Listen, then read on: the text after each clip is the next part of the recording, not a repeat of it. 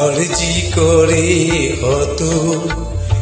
ইহত নির্যাতিতার উপর আর কতটা নির্মম অত্যাচার বলে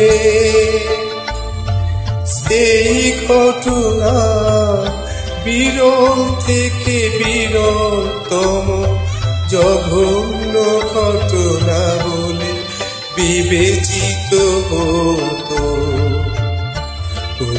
বিচারপতি তুমি বলো না আমারে,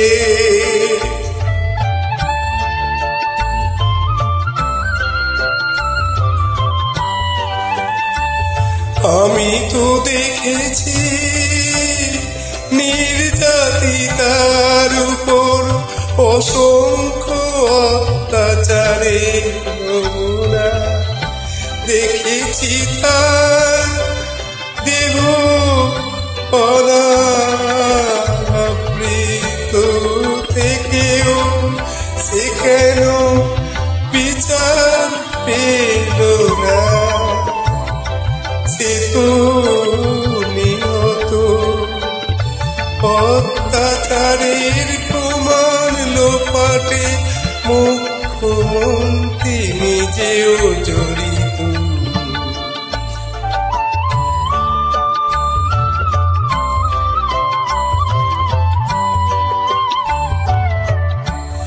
বিনীত গোয়েল থানার বড় বাবুরা যেসব কথা লিখেছিল তারা কি নয় জড়িত?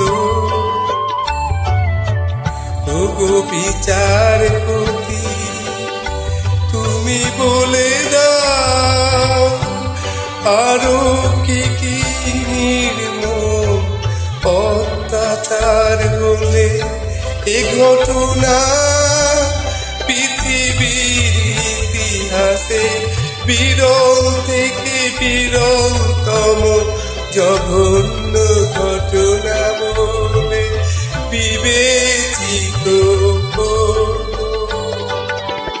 ওগো বিচারপতি তুমি বলো না, জীবন ধারে হারিয়ে গেল ধর্ষণীয় মানসিক দৈহিক খুনে জীবনটাই চলে গেছে তার নির্যাতিতার উপর। একই হলো ছবি।